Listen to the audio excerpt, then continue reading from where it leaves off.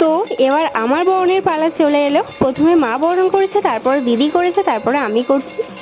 তো যাই হোক, এটা কিন্তু আমার ফার্স্ট টাইম আমি মাকে বরণ করছি, আমি কোনো ঠাকুর বরণ করছি ফার্স্ট টাইম। এরপরে আমার শ্বশুরবাড়ি পুজো ছিল, আমি সেখানে ভিডিও করতে পারিনি, কাজ ছিল। তো যাই হোক, ওখানেও বরণ করেছিলাম, বাট এটা ফার্স্ট টাইম ছিল। তো ক্যামেরাটা কিন্তু আমার বর ধরে দিয়েছে।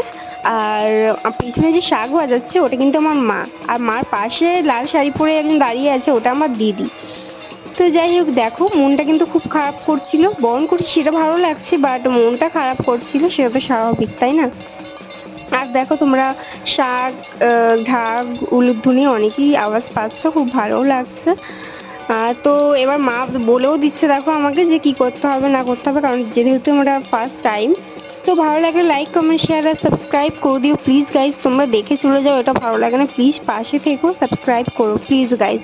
তো আজকের মতো টাটা।